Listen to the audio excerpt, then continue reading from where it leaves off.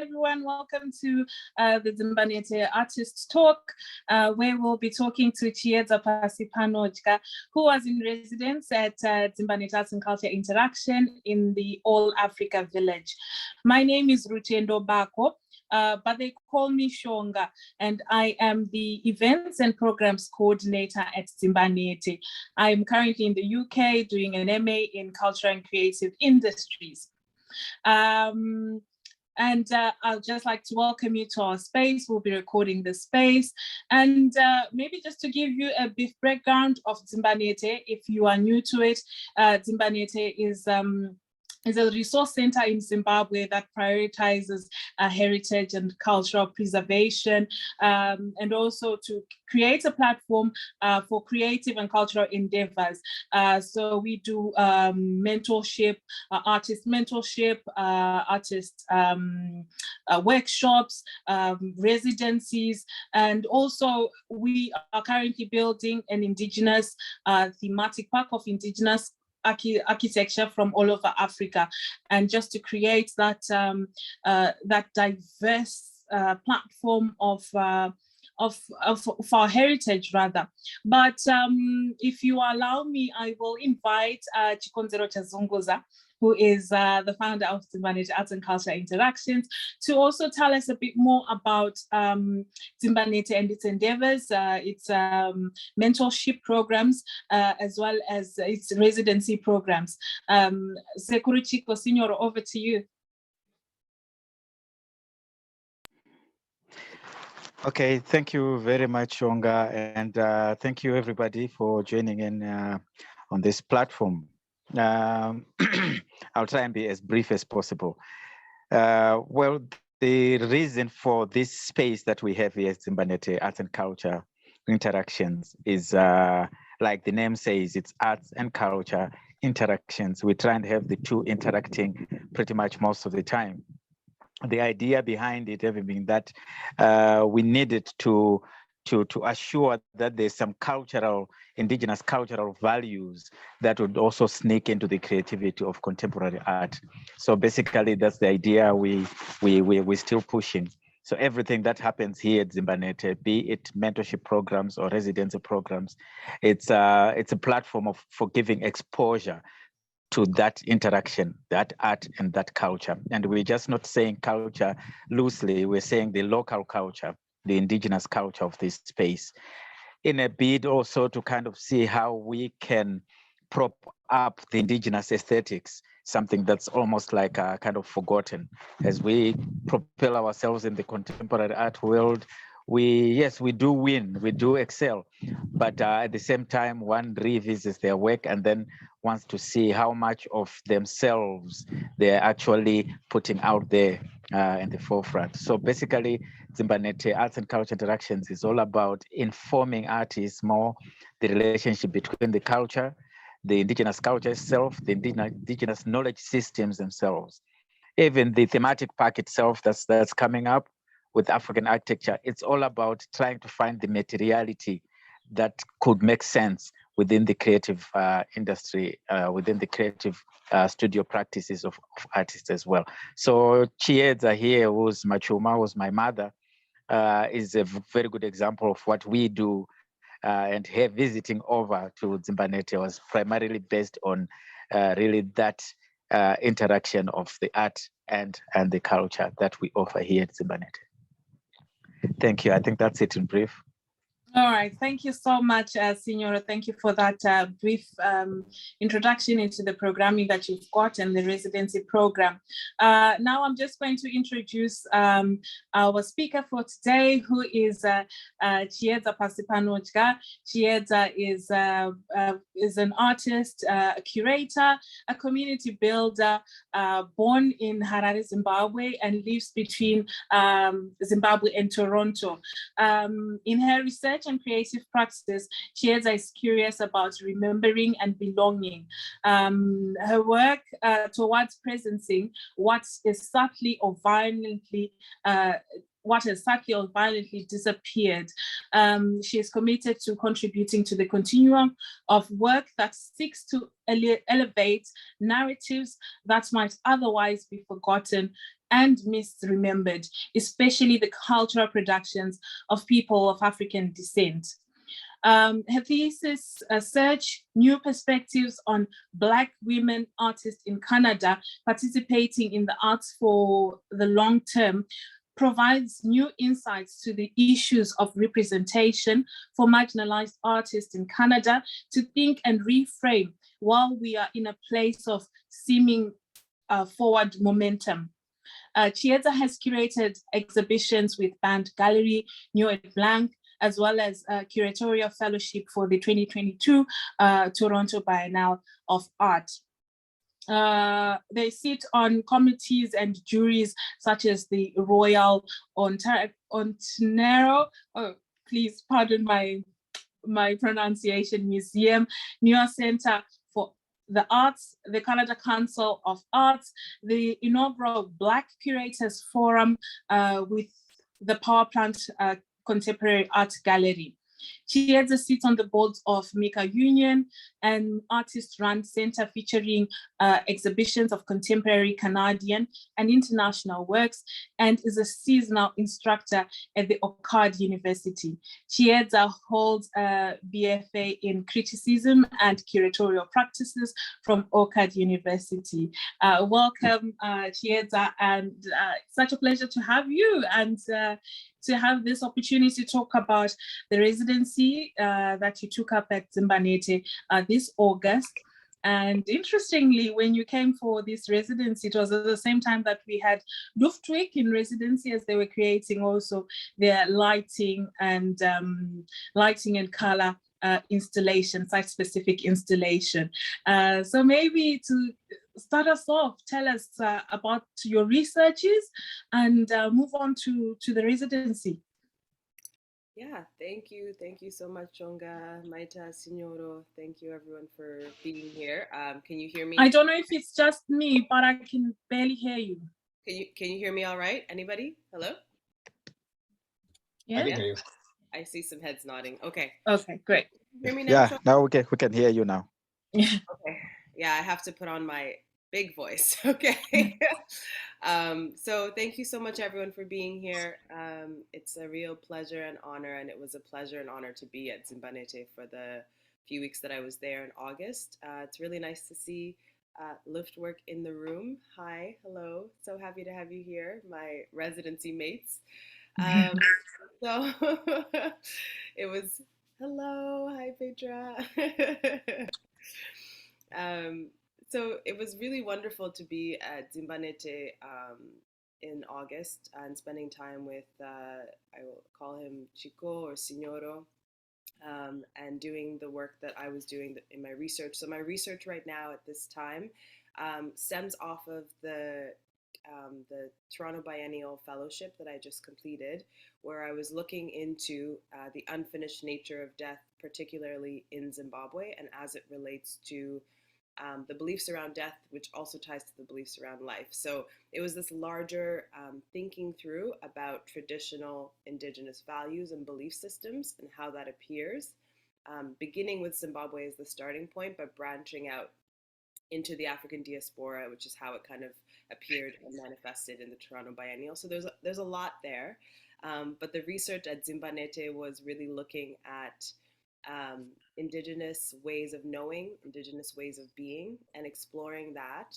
through pottery and ceramics, which is another part of my art practice, as well as through music such as mbira, and traditional spiritual practices as well.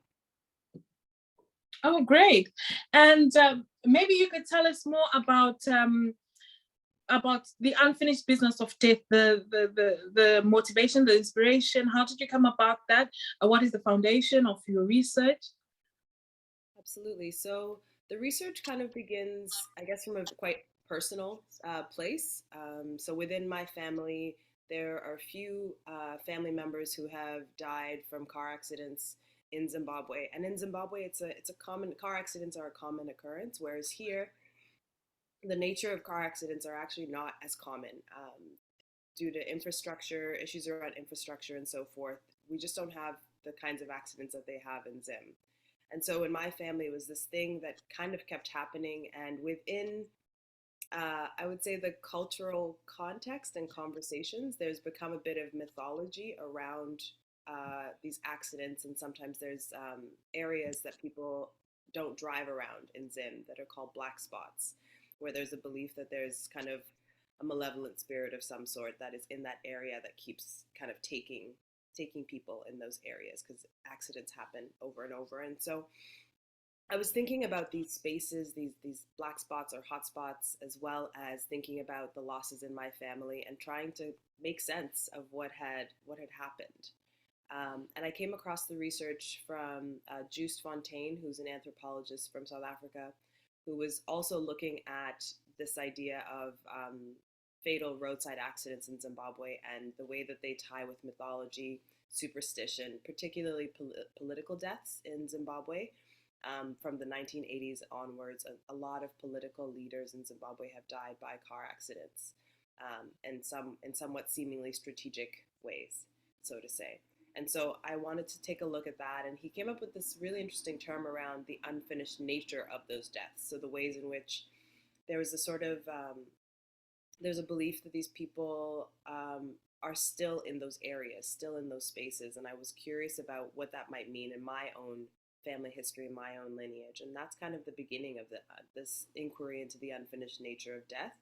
And as I was beginning to learn more about Chivanhu and indigenous belief systems, within our cosmologies and our belief systems, the dead are never really dead.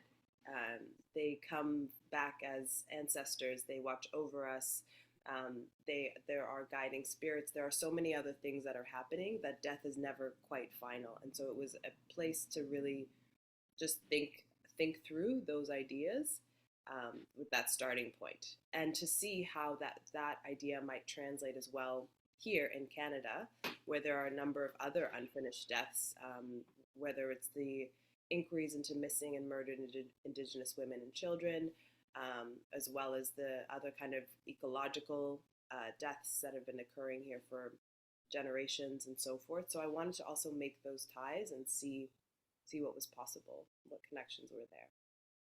Okay, and how did the research or the residency feed into your current research, or even in terms of expanding the research, rather, in the experiences that you had and perhaps the programming of the residency? Yeah, so the residency was incredible. It was a really incredible experience to be in the space. So I didn't want to speak theoretically about Chivanhu culture. I grew up in Zimbabwe. I grew up in Harare, but I grew up and so that's the city. For some of you who may not know, that's right in the city. It's very busy. It's very bustling. And the way that I grew up was predominantly in a Christian background. And so the practices that were present in my family life were not very much those of the indigenous or traditional practices, although they were embedded in, because there's never a clean line, right? There's never a clean break between what's in traditional or indigenous and what is not. There's always a bit of a blending in. And so to be able to go to Dzimbanhete was quite a shift as well, because in the generations of my family, much of my family moved into the cities in the 50s, so quite early on. So this idea of like going back to the village, which some people still have that experience, many people have that experience of, I didn't have that. And so Dzimbanhete was one of those opportunities that I've had in the last few years to really go back Kumusha, to go back to the village, and to be in the environment where a lot of the core values begin to become quite prevalent and apparent when you take away a lot of the things that we consider to be modern or contemporary, or may not even notice, like readily available electricity, water, Wi-Fi, and all of those kinds of things, right?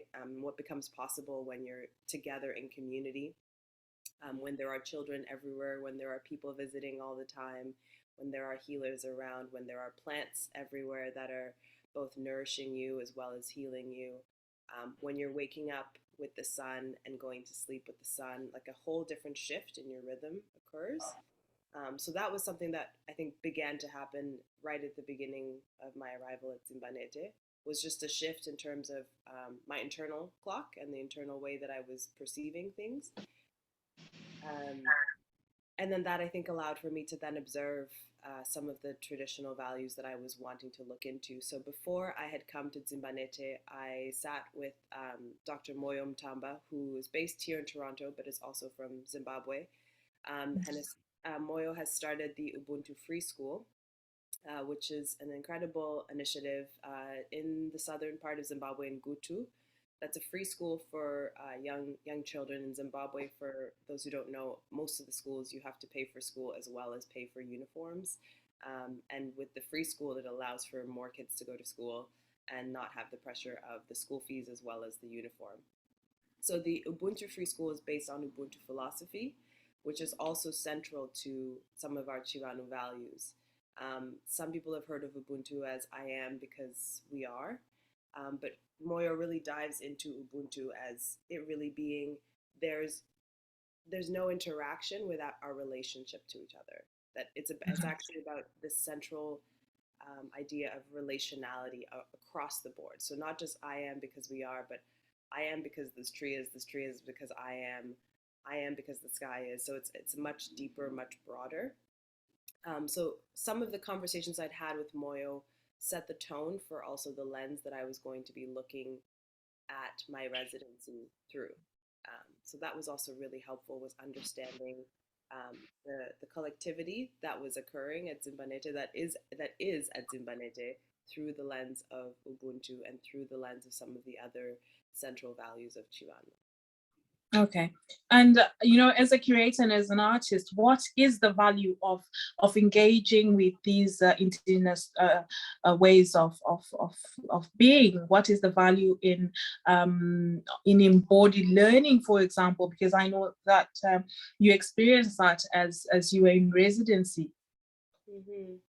So I think one of the things, being based here in Canada, indigeneity is a conversation that I think has grown and continues to grow.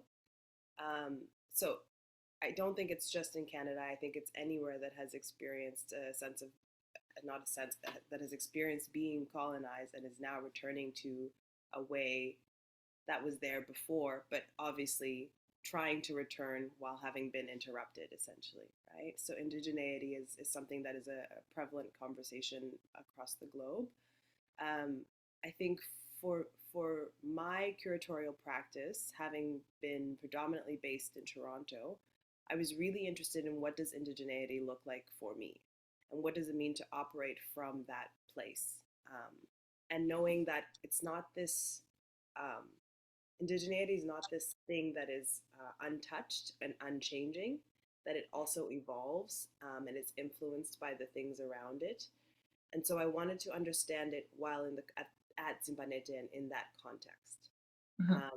As a curator, the dominant basis of curation is from a Western context, right? Mm-hmm. The ideas of museums and so forth are from a Western context. And so I was curious, what would it look like to create a curatorial methodology that's rooted in Chivanhu principles and values, which also then made me curious, what are Chivanhu principles and values? And so with my time with Moyo and then my time at Dzimbanhete, we were really able to come together and pull a couple of core values that were emerging, and they were counter to maybe what I would call Western values when thinking about curatorial thought. They were, what came up for me a lot was notions of joy as central to Chivanhu principles, notions of working together, what we would call like 𝗥𝗲𝗀𝗶𝗲𝗀𝗶, working together, notions of we call it runyararu, so like peacefulness or like working towards an agreement. And there were a number of other elements that I noticed present within Dzimbanhete, within the way that we were living and working together, that I'd also discussed with Moyo prior, and I was seeing that in action. So I'm curious about how can those principles be brought into a curatorial methodology, and how would that impact the way that I work with artists as well as with other makers and cultural institutions. And so that's kind of how it began to come into play within my own curatorial practice, and how I think it will continue to. We're right at the beginning of this journey now. And this leg of the journey, in terms of, okay, these are some of the things that I've observed and been, really lucky to be a part of. How do I then carry that with me and use it within my curatorial practice? I think ideas of working collectively are more and more becoming part of curatorial practices. It's always a tongue twister. Yeah. And we're seeing that with a number of collectives curating together. There was like a couple of the Berlin biennials. There was some stuff with 𝗥𝗲𝘀𝗶𝗲𝗲𝗧, but like there's notions of collectivity are being introduced into curatorial practice with some success, some failure, so forth. But I think those are some things that are beginning to be embedded, that are coming from an indigenous way of thinking and doing. I'm curious what other elements could be introduced, and how would those fare. I'm also really interested in how we work with artists. And so, having a principle like joy, or we have as well hospitality as a central part of Chivanhu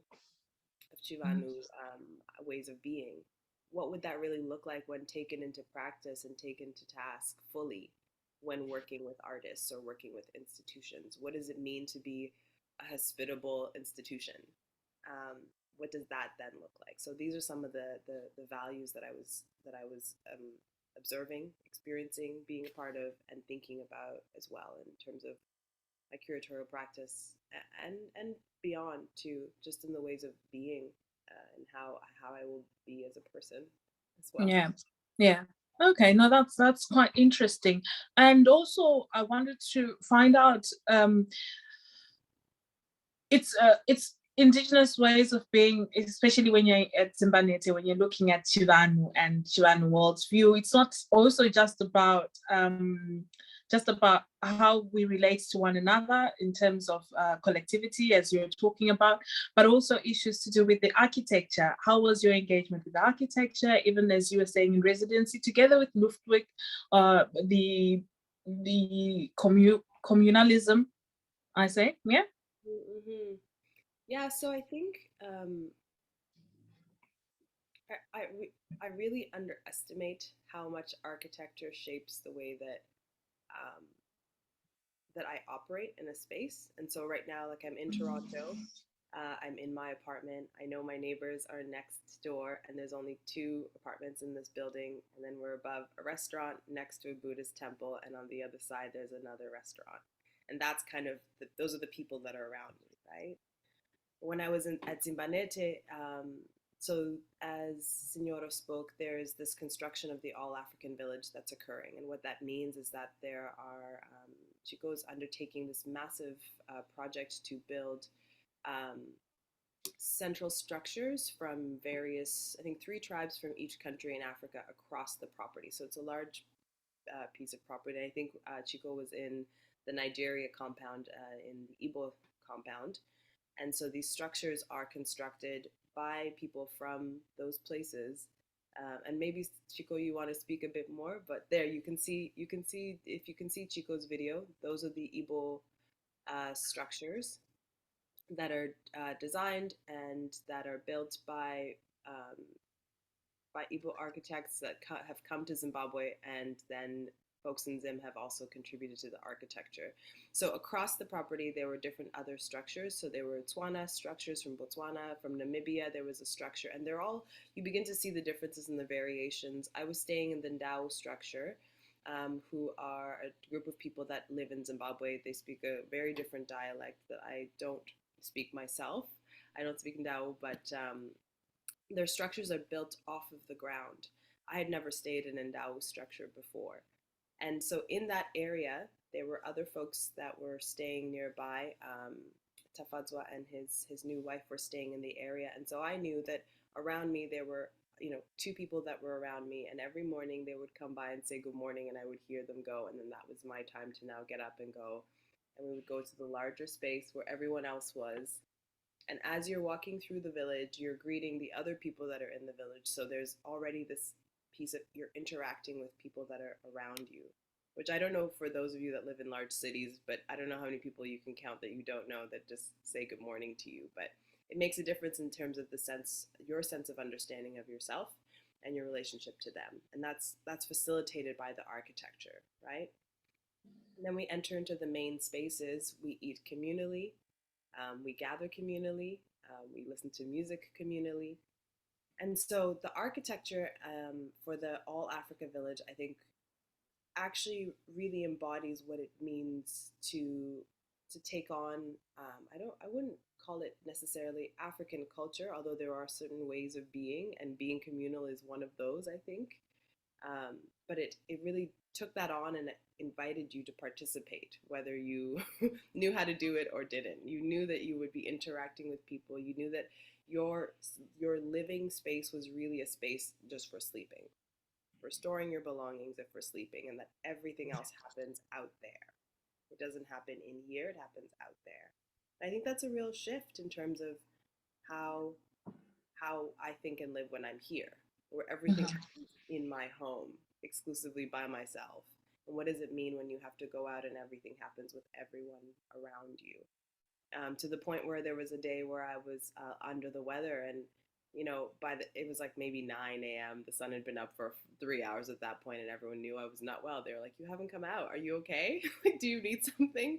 Because no one stays in their room. You just don't do that. Even if you are working, you're working out there with everyone. So I think that's an important piece in terms of thinking of the types of architecture that is present at Dzimbanhete and what it facilitates in terms of ways of being. Of being, yeah, bringing you into presence, I guess. Just as you were talking, I thought of an experience that I had recently where I was doing research, and I thought having matari, which is a way of knowledge sharing that we have within Chivanhu, I thought I could do it virtually. But it's not the same. It's not the same when you are sitting perhaps in a circle on the floor within 𝗵𝗵𝗶𝗲𝗍, which is one of the major architectural designs in Karanga, for example. It just brings you into space, whereas when it's virtual, because you're in different environments, the engagement is not as connected, perhaps, and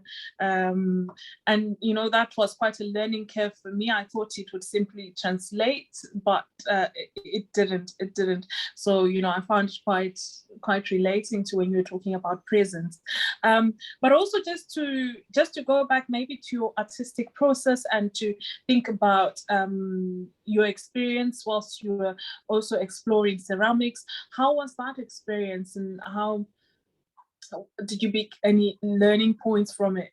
Yeah, no, it was really incredible. So even in my ceramic practice, embodiment is a central part of it, and what I mean by that is being present with the material. So from start to finish, I really seek to be present with the material. And so being at Dzimbanhete was quite incredible because I had the opportunity for the second time now to work with clay from start to finish. So we began working with 𝗖𝗵𝗶𝗲𝗍𝗶𝗀, who also leads Dzimbanhete with 𝗔𝗿𝗀𝗀𝗀. We dug the clay. So that was already an adventure to go and find the places. And so beginning to find clay also was interesting because here you order the clay online and it arrives at your door, and you have a 20-kilogram bag at your door within, I don't know, 2 days. It's very easy.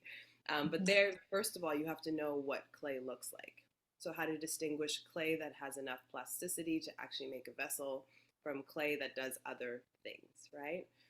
And that requires, again, relationship. You have to be in conversation with the people that are around you. It's not something that you can really do on your own, because the clay may not be on your land, but your neighbors will allow you to take that from their land because they're not using it, or because for whatever other reason, right?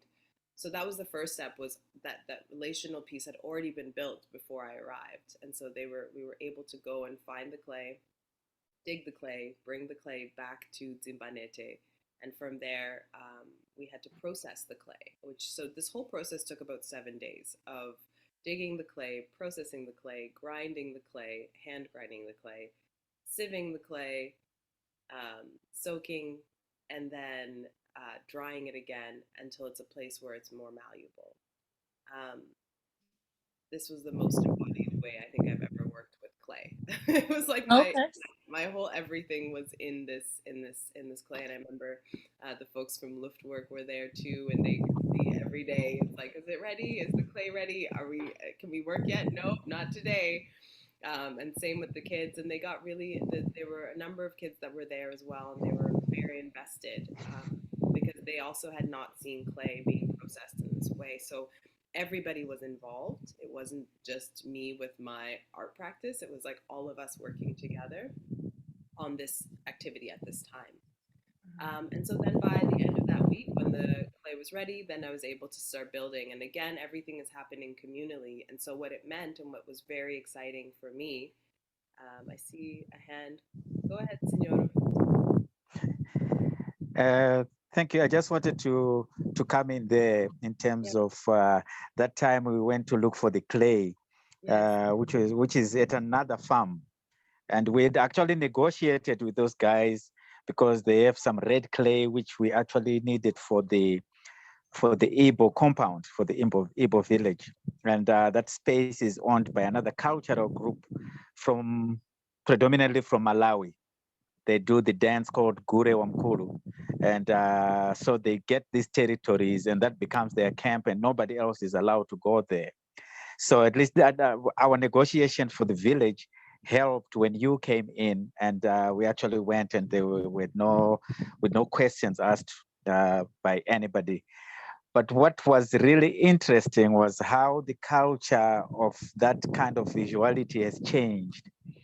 When we posted some pictures of Dzimbanhete guys, Samaita, who was the traditional healer, was the main mentor in Chiedza's program. He was there assisting with the clay, and his younger brother was there also. And when we posted these pictures, it was funny because people jumped on to thinking these were makorokozas. Like these we were going for gold.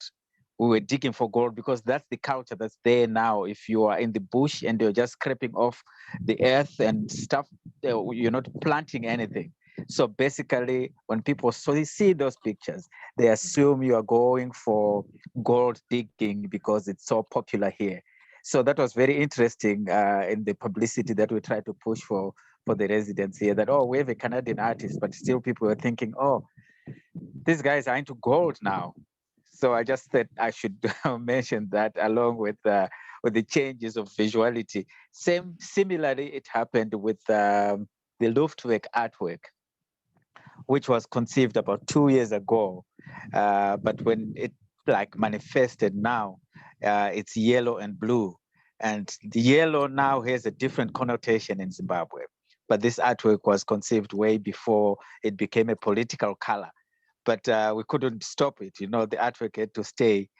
So some people thought it was the Zim politics, and some people saw the yellow and blue on the other side of the artwork, and they thought we were talking about Ukraine. So these are some of the connotations that are coming in because people are used to certain visuals. I just thought I should mention that. Thank you. Thank you for coming in, Signora. That's a very, very interesting experience that you had there.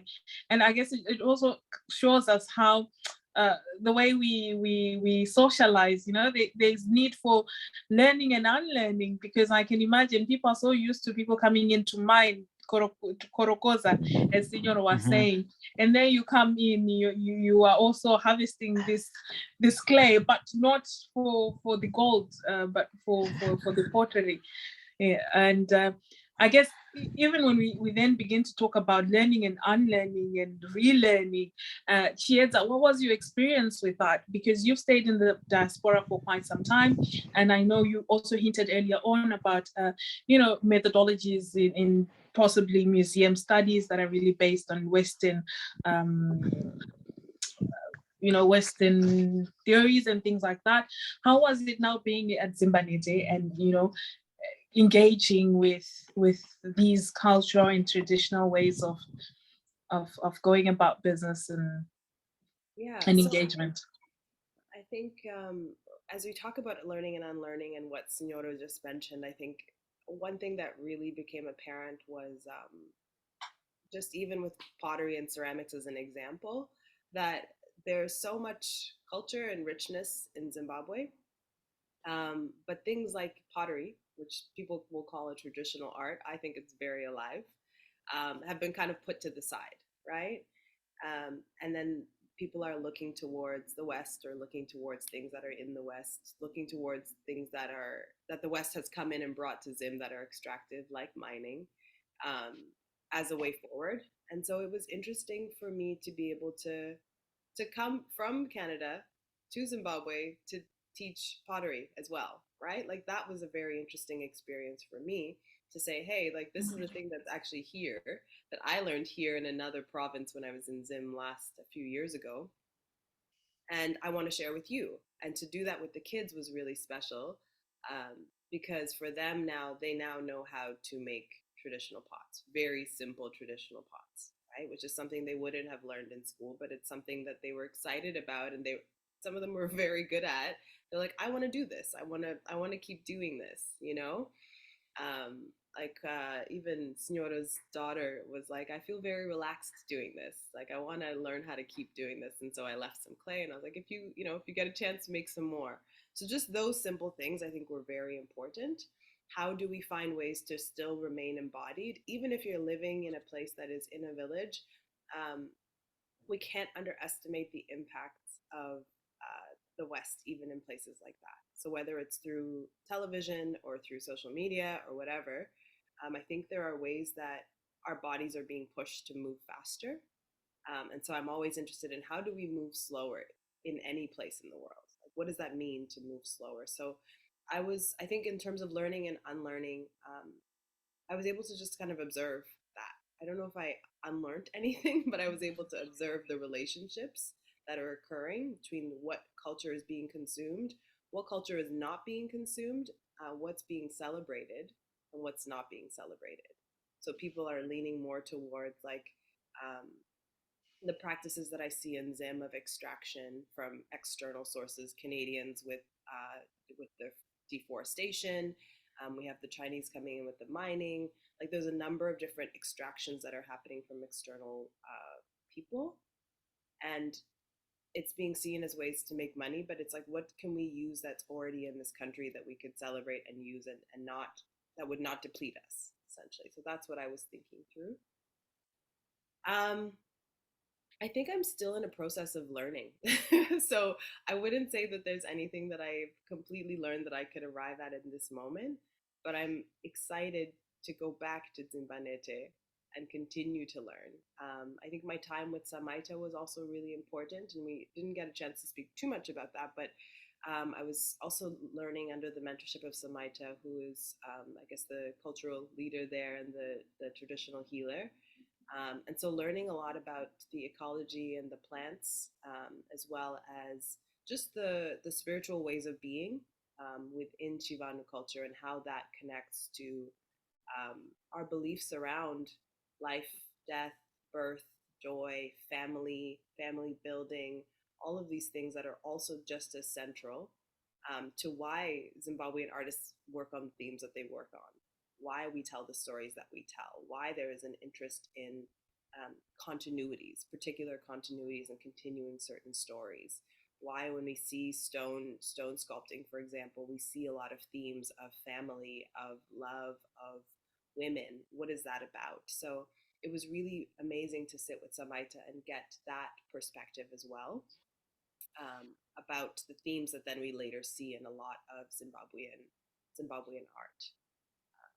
So those were some learnings as well. And I tried to take notes, but it also was quite useless at some points because it really was about just being there. I think I have a few recordings, but most of my recordings were for when we were in the Dare. So we were in a collective communal space, and there were mbira players and folks playing on the drums. And those are most of my recordings, where you can really hear the spirit of people through the music, through the sounds.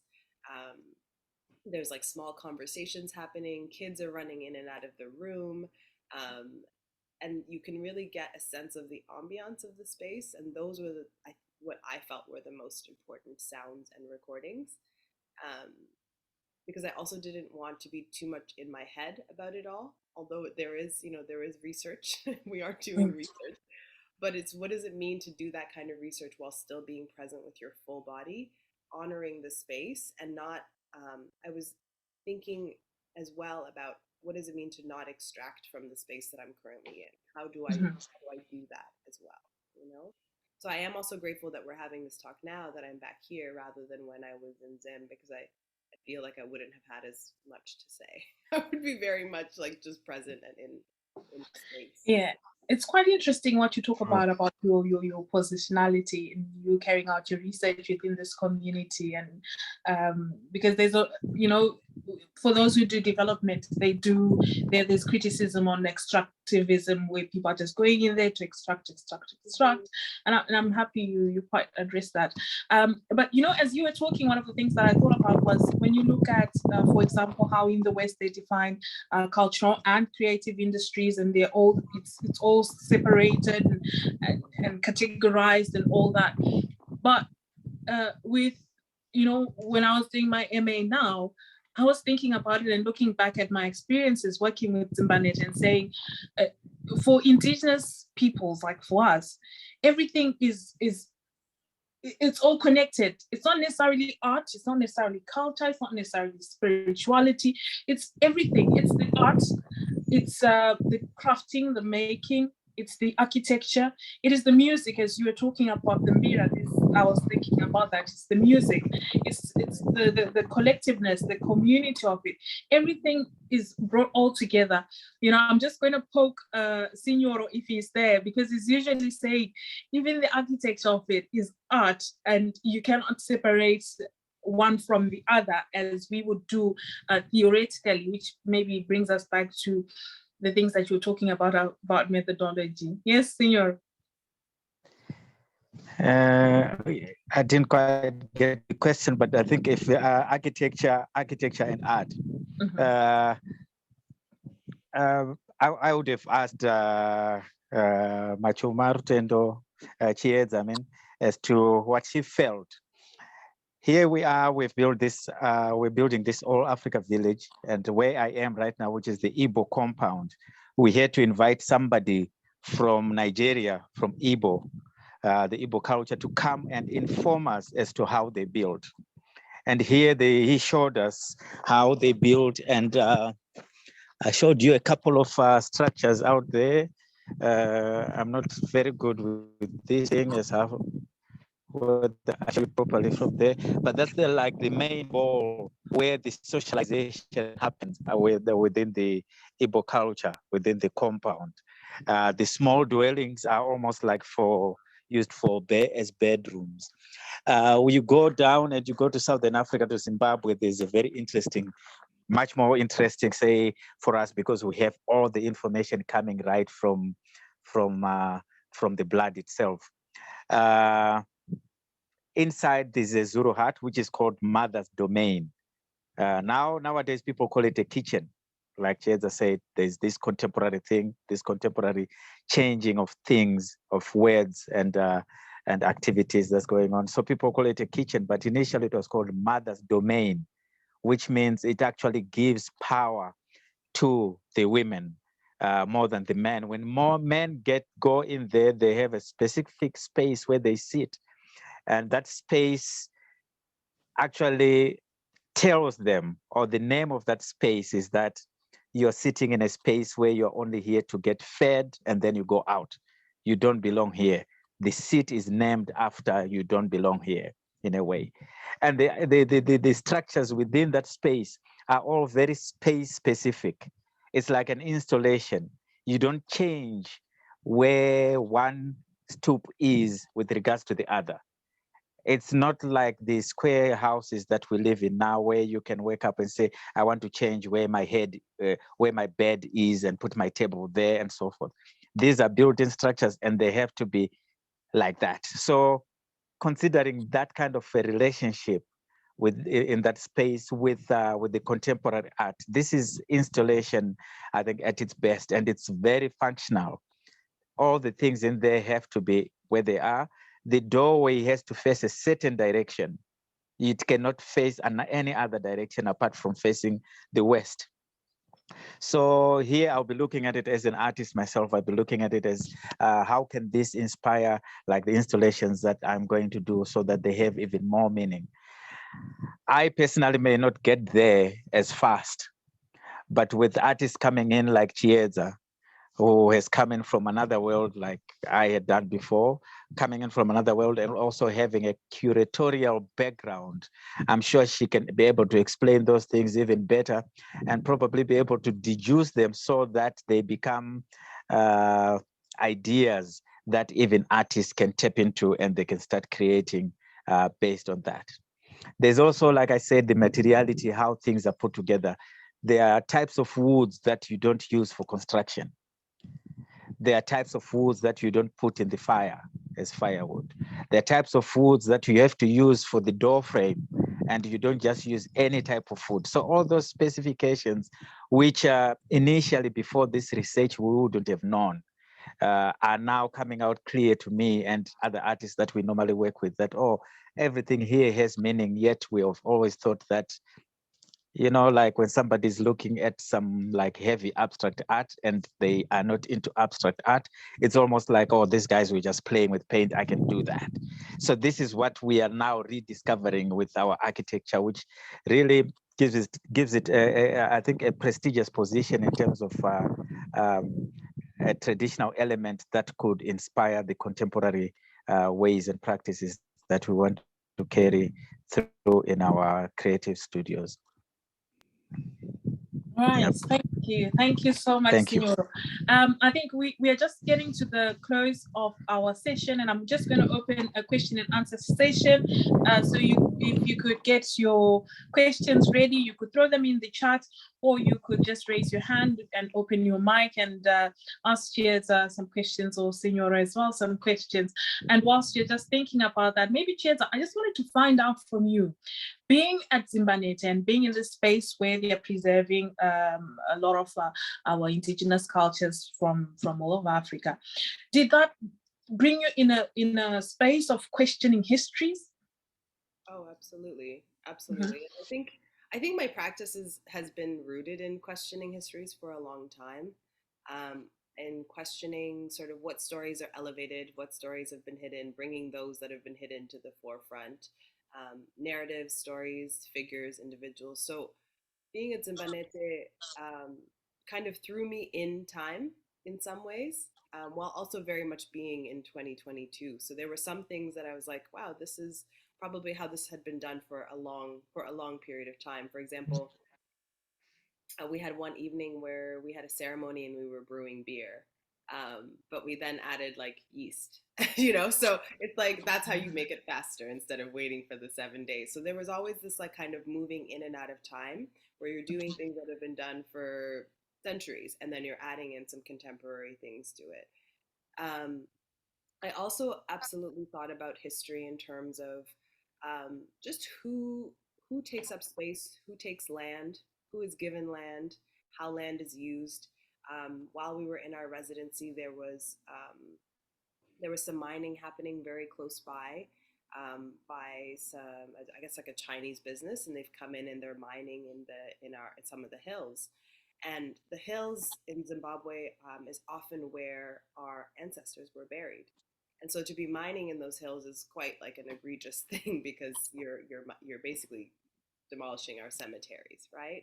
So I was thinking about histories of extraction even then, and sort of how this thing is playing out at this moment in Zimbabwe, this kind of neo-colonialism that's occurring, right?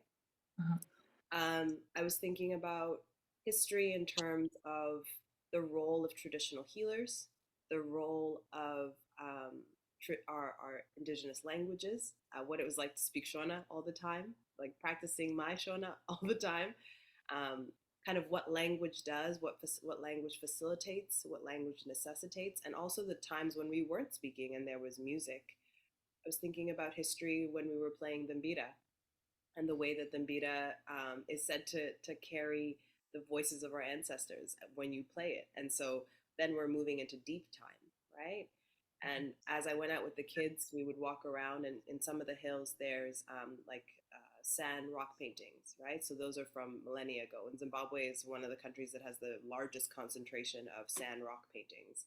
So literally everywhere in our backyard, there's just like thousand-year-old artworks. And so I was thinking about that too. And what does it mean to live with this art in your backyard every day? And how do you relate to it? And what is the difference between that and going into a museum, or even going to France and going to Lascaux and seeing those rock paintings, right? There's just a different way of relating. So history was kind of everywhere and nowhere at the same time. And then I would get Wi-Fi at like 3 a.m, and I'd be like, oh, I'm immediately back in 2022, and I could be anywhere in the world. And then I would go to sleep with the sun and wake up with the sun, and I would be in a different place in time. So yeah, it was kind of moving in and out of time, but not in a way that was forceful. There was always a lot of flow, I think, in my time at Dzimbanhete. One activity to the next kind of just moved. Oh, that's quite interesting. So from erasure to remembering, to belonging, to an intersection, I think, of environment, storytelling, imagination, all this happening in a presence. That's amazing. That's amazing. If anyone has any questions, I think Chiedza, are you open to take questions now? Yeah. Yeah, for sure. Please go ahead.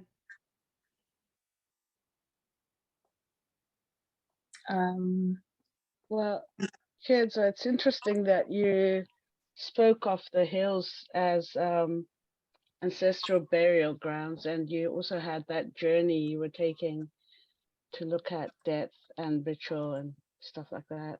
Mm-hmm. So I suppose some of it can be a bit upsetting, and seeing things like that happen. Mm-hmm. Yeah. Mm-hmm. Yeah. I would think it's very upsetting. Perhaps as we wait for Chiedza to come through and maybe share with us an experience, but one of the things that that I would possibly look forward to is having artists depict all this that is happening in society today, how, this extractionism is happening within our sacred spaces, within our heritage spaces, and the government is seemingly ignoring that, or, just not paying attention to it. Is rather unfortunate, and of course goes against certain rights such as indigenous and minority rights. So when we look at artists as social change makers, it kind of provokes the mind to think about these things. I don't know, Chiedza, how did you feel about it?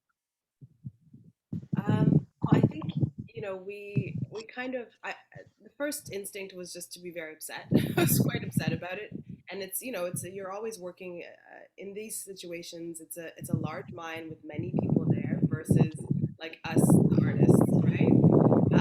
I think there were some small interventions, some small interventions with Luftwerk and with Rafi, who was also there.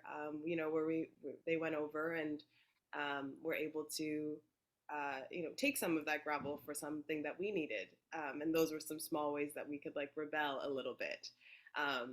But I think on the larger scale, it's exactly what you said, Shonga. It's about like, how do artists respond to these kinds of extractions? And I think artists have been doing this for generations. We speak against the things that we see that we don't like, right?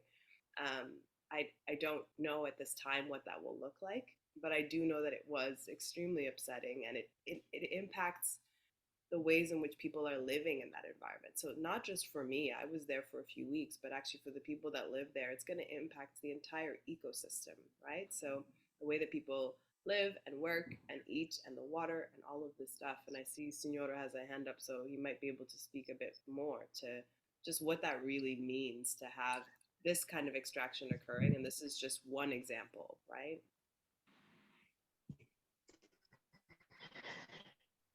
Yeah, thank you. I was going to pose a question to actually post is like, what are the artists going to do, or how are they with what we're doing, trying to investigate or to dig deep and bring out the aesthetics within the indigenous cultures, which are not necessarily just brush and paint, which are not just like sitting on a laptop and probably designing a poster. We now need a response that probably speaks to a higher kind of consciousness, which probably we can only get from the indigenous culture itself. Probably we're supposed to create in the form of ritual now. You know, probably we're supposed to create in a form, in a way that we're talking to nature itself, because when you're talking to Mother Nature, it's not like you're talking to a politician. And now, so the artist has to get that aesthetic base where they can talk to nature and question nature as to why nature is allowing this to happen to her. And in the so way I'm seeing as an intervention towards these things, because like mining is considered as an investment in the country. The country needs money, right? The country needs, it's almost like every Chinese guy who comes by is an investor. But we're saying, okay, we stop talking to the administration. We stop talking to politics. We start talking to nature itself. And how do we as artists talk to nature? Because we have the gifts to understand the aesthetics and to understand how information can be related. So that's still my thinking in terms of where do we go from now. Thank you. Yeah, that's quite powerful. That's quite powerful, really. Thank you, Signoro. I don't know if Chiedza, you would like to come in to respond to what Signora is saying. 𝗥𝗲𝘀𝗶𝗃𝗍, did you have something else you wanted to say? No, I just wanted to say I think that summed up what I was thinking, Chico. Okay. What was that? I think it summed up what I was thinking is a reasonable solution to work towards. Yeah. All right, there's this contribution by Richard, if you allow me just to read it out. And he says, thank you for this wonderful presentation and conversation, Chiedza. As you know, I'm teaching a class right now about contemporary theory and art education, which we have read your essay for the Toronto Biennale of Art. One thing I love about your essay and your work at the Biennale is how you transform our relationship to theoretical concepts, e.g. hospitality, by emphasizing indigenous knowledge and grounding for the same concept. How has the residency supported the way you balance theoretical concepts that are learned in the Western academy with indigenous concepts? Yeah. That's a question from Richard. Thanks for your question, Richard. So I think, you know, we talked a lot about this during my time at Dzimbanhete, and it was the running conversation was that the West really leads with theory, whereas, you know, I wouldn't even say just at Dzimbanhete, but indigenous ways of being are about being. So you be first, you exist first, you do the thing first, then you theorize about it, maybe, right? And so it was really, that was the thing I was observing, and that's the thing that I'm going to continue to do, is actually, what is it to be first, and then to begin to theorize about the thing, rather than to posit something and then to do an experiment and see what comes out, and then at the end you have your conclusion, right? That's what we're taught, right? You have your thesis, you do the thing, and then you have your conclusion. I feel like at Zimbabwe it was really about observing and being. And now, again, that's why I'm really glad we're having this conversation. This is the order that I would want things to be, is that I've gone and now we can have a conversation rather than to talk theoretically about what Zimbabwe is about and what's happening. Yeah, and so that's what I'm seeing, and that's what's occurring. And that's why it's important for me to keep going back. And that's why I think it's important to keep being in the spaces and keep interacting with people. Go to Dzimbanhete, go spend time, be in the space. That's really what is of value, right? So this is kind of us now talking a bit theoretically about it, but you know, you can see where Chico is. It's beautiful, and I would encourage people to be there, to actually get the experience of those indigenous systems and ways of being and knowing and doing. I wanted to put together a slideshow. It didn't happen, but somehow it'll happen. And some of you may have seen my Instagram posts, but like the sunsets alone are transformative, you know? And there's something even in that you begin to think differently and operate differently, and new questions become possible that weren't there before. So that's how I would answer that. Right. Thank you so much, Chiedza. I think, Signora, would you like to say anything else before we round up this conversation today? Well, apart from thanking Chiedza for having made it out here, I know the very first day or evening, she was a bit shocked because she had gotten all these, what do you call them, stars on her shoulders from just being a Chiedza. Her totem is the same totem as my mother. So she automatically became my mother. And all of a sudden she had a daughter-in-law and she had grandchildren, plenty of them. And her title was changed. So nobody called her Chiedza when she was here. She was mother to me and she was grandmother to everybody. So basically, thank you so much for coming down here and immersing yourself in what we do and what you also valued. We look forward to another visit, and we're always open, and the village is still the same. Thank you so much. And thank you, 𝗏𝗏𝗏𝗏. This is another chance to thank you. Thank you, 𝗏𝗏𝗏𝗏, also for being part of that very Chiedza visit. It was wonderful having you, all of you, at the same time here at Dzimbanhete. I was just going to ask Chiedza how she found the food. Did you enjoy the traditional yummy stuff compared to what you're eating in Canada? Food was extraordinary. That's also another reason to just be there. And there's a whole other conversation around care and what becomes possible when your body is being cared for. I didn't cook a single day that I was there. I could have, but I didn't. And Murora, Signora's wife, was an amazing cook, and it contributed to also just being a part of the collective and being taken care of. And what becomes possible when your body is taken care of is you can think more and think differently and interact with others and help in other ways. So the food was amazing, basically, is my summary. Oh, wow, that's great. Chiedza, thank you so much for today's conversation, for allowing us to have a glimpse of your experiences whilst you're in residency at Dzimbanhete. It was only 2 weeks, and like you said earlier that you're hoping to go again. That would be wonderful. But it was so insightful, and we really enjoyed the talk and the insights that you were sharing with us. To Signoro 𝗥𝗏𝗏𝗏𝗏, the founder of Dzimbanhete, thank you for being in our space and for also contributing to the conversation that we had. And to everyone else, thank you so much for coming to this conversation. It's really, really, really amazing that you all came through. We're going to be posting this conversation that we're recording on Dzimbanhete YouTube channel, and we will share it as well on our social media pages. If you would ever want to come back to it and look at it again or to share it with others, would be more than happy for you to do that. My name is Shonga, and we've come to the end of the conversation. Take care, and good night, good morning, good afternoon, wherever you are. Thank you so much, everyone. Have a good Bye-bye. day, evening, morning. Thank you. Maita Shonga. Thank you. Thanks a lot. Thank you so much. Bye. Maita, tinotenda mwashuma. Go and like us on our Facebook. Oh yeah. Thank you. Maita Vasa. Okay. Bye. Thank you. You're welcome.